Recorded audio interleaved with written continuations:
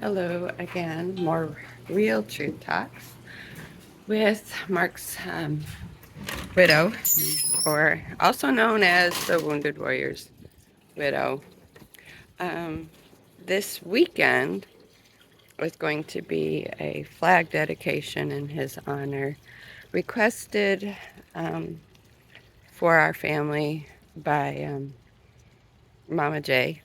Um, Mark and I, she was a mama figure to us both, and she'd requested that for him, for us. We're gonna have it here in the backyard. I've got a spot picked out where it can be seen from the back patio. Um, and one of the things that I loved most about Mark and was most that the boys and Mark's stepdaughter um, and grandson and everything we can take away and remember most about him was his dedication to to our country, to being a constitutionalist. One of his favorite sayings was, my oath never expires. He wished more than anything he could have stayed in. Um, he went through a period of time where he was a little disenchanted, beat down by the military industrial complex, but but yet he would say he'd do it all again, um, because he was fighting um, for us, for a for an ideal, and he was very proud of that. Um, Again, there's a patriot that came on the scene August of 2022. Um, Derek Johnson, another vet, although from a different branch, doesn't matter. They were brothers in arms. And Mark was able to hear him, and it put some things into perspective for Mark, and um, kind of helped make him feel good about his service and his dedication um, to our country's ideals. Anyway, also, I've kind of felt bad about what Mama J did, because although Mark wasn't killed on the battlefield, um, he did die as a result of his service. The Kiev's cancer is now being recognized by the military um,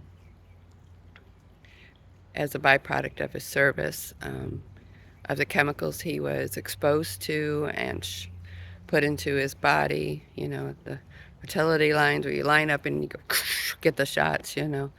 Um, our guys were experimented on, and so I know it's post-mortem, but that gets recognized, and that was one of the things that hurt Mark, I think, um, was that, no questions asked, did what he was told to do, took what he was told to take for a greater purpose,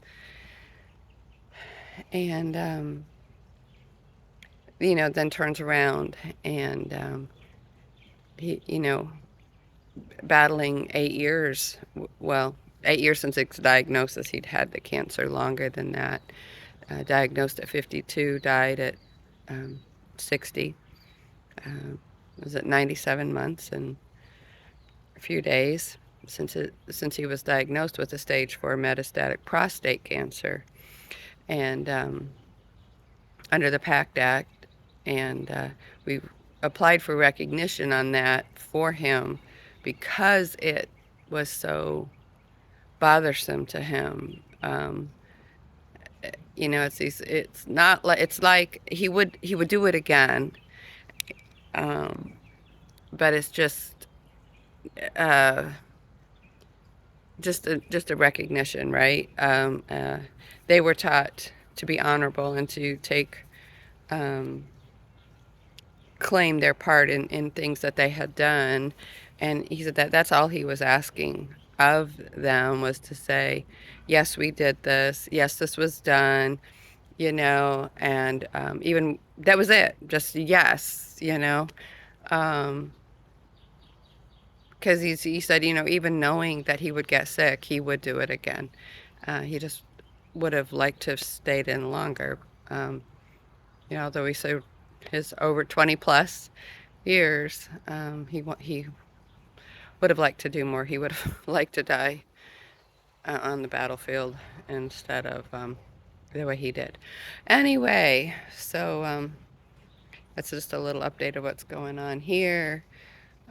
May 20th and 21st of 2023, they're going to put the basin cemented in, and then on Saturday and then on Sunday they will come back and put the flag up, is what I've told how it's done. We He went to some of those on his own, and I was honored to be able to go to some too. The flag dedications, flags for the fallen. Um, all right, well, that's the latest update. We're coming up on, it'll be just shy of 6 months from his death. There's What a beautiful way to commemorate um, a man who believed in our Constitution and in our country so very much. Talk later.